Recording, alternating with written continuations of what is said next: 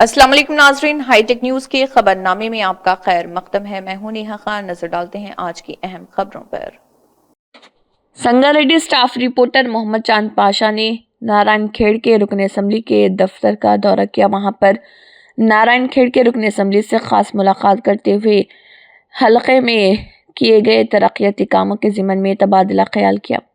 देखिए इस मौके पर नारायणखेड़ के रुकन असम्बली का हलके के तरक्याती कामों से मुताल्लिक़ क्या कहना है।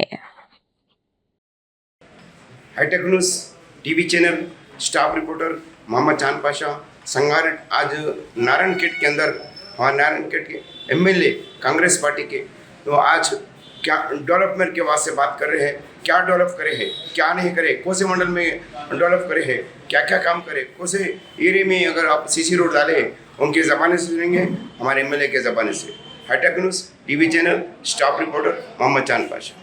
నేను డాక్టర్ సంజయ్ రెడ్డి నారాయణఖేడ్ ఎమ్మెల్యేను సంగారెడ్డి జిల్లా ఈ ఒక్క సంవత్సరం పూర్తి చేసుకున్న సందర్భంగా నారాయణఖేడ్ నియోజకవర్గంలో వివిధ డిపార్ట్మెంట్లో చేసిన అభివృద్ధి గురించి మేము ముందుంచాలని చెప్పేసి నేను ప్రయత్నం చేస్తూ ఉన్నాను.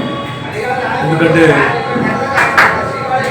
ముఖ్యంగా విద్య వైద్యానికి తర్వాత వ్యవసాయానికి తర్వాత యువతకు ఎక్కువ ప్రాముఖ్యతనిచ్చి వారి భవితను తీర్చిదిద్దే విధంగా మా గౌరవ ముఖ్యమంత్రి రేవంత్ రెడ్డి గారి ప్రభుత్వం మరియు కాంగ్రెస్ ప్రభుత్వం వారి గురించి ఎన్నో స్కీములు తీసుకురావడం జరిగింది.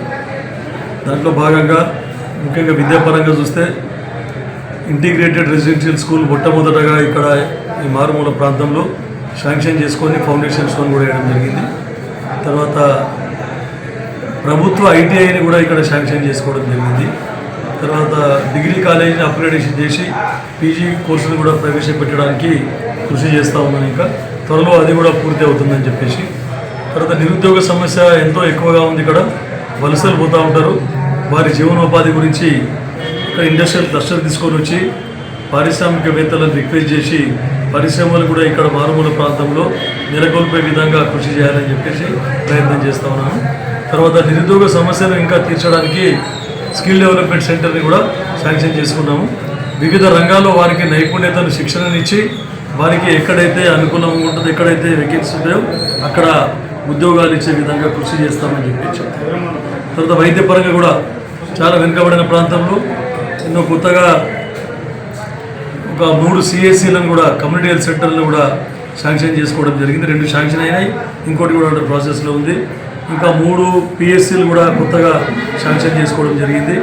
తర్వాత ఎన్నో ఉద్యోగాల్లో కూడా నర్సులు కానీ తర్వాత డాక్టర్లకు కానీ అపాయింట్మెంట్ చేసి వేకెన్సీలన్నీ కూడా ఎక్కువ మట్టుకు ఫిలప్ చేయడం జరిగింది.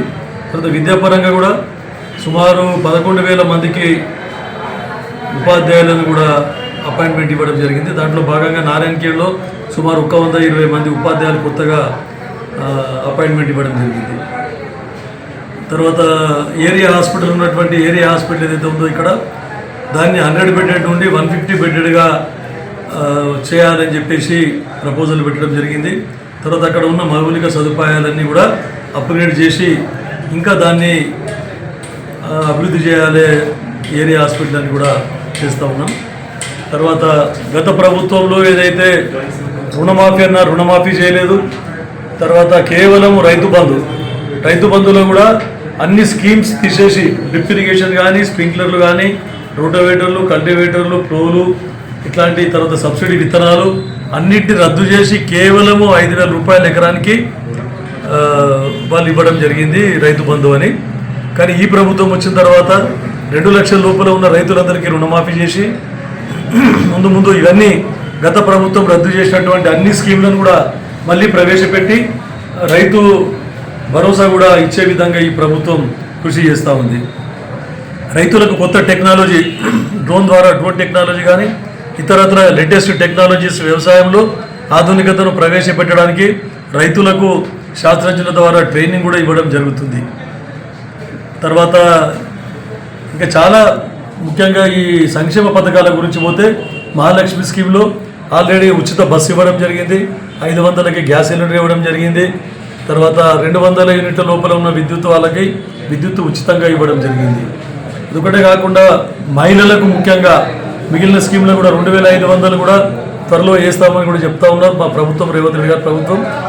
ఎందుకంటే ముఖ్యంగా ఈ 10 సంవత్సరాలు పరిపాలించినటువంటి టీఆర్ఎస్ ప్రభుత్వము మిగులు బడ్జెట్ ఉన్న సోనియా గాంధీ తెలంగాణ ఇచ్చినప్పుడు మిగులు బడ్జెట్ ఉన్నటువంటి రాష్ట్రాన్ని దివాలా దీపించి మొత్తం 700 లక్షల కోట్ల అప్పు చేయడం జరిగింది. కాబట్టి ఈ సంక్షేమ పథకాలు కొంచెం లేట్ అవుతున్నాయి. కానీ కాంగ్రెస్ ప్రభుత్వం ఎప్పుడు కూడా ఇచ్చిన మాట నిలబెట్టుకుంటుంది. ఎప్పుడు కూడా మాట మీద ఉన్నది కాంగ్రెస్ ప్రభుత్వం. ఎప్పుడు కూడా ఇచ్చిన మాట తప్పలేదు. కాబట్టి లేట్ అయినా కూడా మీరు చేసినటువంటి తప్పులని సరిదిద్దుకుంటూ ఇవి సంక్షేమ పథకాలు కూడా త్వరలో అందరికీ అందే విధంగా కృషి చేస్తూ ఉంది. అదొకటే కాకుండా తర్వాత ఇరిగేషన్ ప్రాజెక్టులు ఏవైతే ఇక్కడ మారుమూల ప్రాంతంలో ఎక్కడెక్కడ స్కోప్ ఉందో అక్కడ మీరు బసవేశ్వర ప్రాజెక్ట్ అని చెప్పేసి పెట్టినరు. ఖాళీ ఫౌండేషన్ చేసిన ముఖ్యమంత్రి గారు, అప్పటి ముఖ్యమంత్రి గారు వాళ్ళు చెల్లిపోయారు. ₹1 కేటాయించలేదు దానికి. తర్వాత ఖాళీ పేపర్లకే పరిమితమైంది. గౌరవ ఉత్తమ్ కుమార్ రెడ్డి గారు మా ఇరిగేషన్ మంత్రివర్యులతో మాట్లాడి దానికి 600 కోట్ల రూపాయలు కేటాయించడం జరిగింది. అది త్వరలో కంప్లీట్ అయితే కాళేశ్వరం నుండి నీళ్ళు వచ్చి సింగూరులో పడితే ఈ బసవేశ్వర ప్రాజెక్టు కంటిన్యూ అవుతూ ఉందని చెప్పేసి.